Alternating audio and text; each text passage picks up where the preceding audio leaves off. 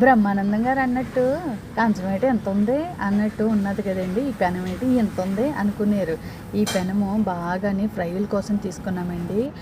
ఇందులో ఫ్రైలు చేసినప్పుడు ఎంత బాగా అవుతాయంటే ఫ్రై కూడా చాలా బాగా వస్తుంది. అంటుకొని కూడా అంటుకోడు. చాలా హెవీ అండి, బరువు కూడా ఎక్కువ, కడగడానికి కూడా చాలా ఇబ్బంది అనమాట.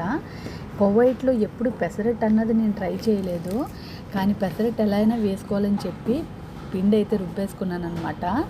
అట్టు వేసే ముందు నేను ఏం చేశానంటే ఆయిల్ వేసానండి. ఆయిల్ వేసి మనం ఉల్లిపాయ బొడ్డుతో రఫ్ చేస్తాం కదా, ఆ ఉల్లిపాయ బొడ్డుతో రఫ్ చేసేటప్పుడు ముందు తెలియక చాకు పెట్టకుండా రఫ్ చేసేసానండి.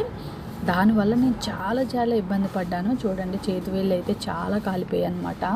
అంటే నాకు తెలియక చాకుతో పట్టుకోలేదు, ముందుగా నేను ఇలా పట్టేసుకున్నాను అనమాట. దానివల్ల ఆయిల్ చేతులు వేళ్ళు గోర్లు అన్నీ కాలిపోయాయి. చాలా ఇబ్బంది పడ్డాను నైట్ అంతానే. చూడండి, పెసరట్లోకి అయితే అల్లం చట్నీ చక్కగా ఒక గుడ్డు వేసుకొని చేసుకున్నాను. 2 అట్లు అయితే వేసుకున్నాను. ఎవరైతే పెసరట్ లవర్స్ ఉన్నారో నాకైతే కామెంట్ రూపంలో చెప్పండి. నేను బేసిక్గా ఇండియాలో అయితే పెసరట్లు, దోశలు ఇలాంటివి నేనేమీ తినలేదండి. కానీ ఇక్కడ అందరూనే తినాలి, అన్నీ బాగుంటాయి అని అంటున్న మూలంగా నేను కూడా ట్రై చేయాలని చెప్పి ఫస్ట్ టైం అనమాట ట్రై చేశాను. టేస్ట్ అయితే అదిరిపోయిందండి. కొద్ది తినాలనిపించింది. లుక్ కూడా అదిరిపోయింది కదండి. ఎవరికైనా సరే నా వీడియోలు నచ్చితే లైక్ చేయండి, షేర్ చేయండి. Bye bye.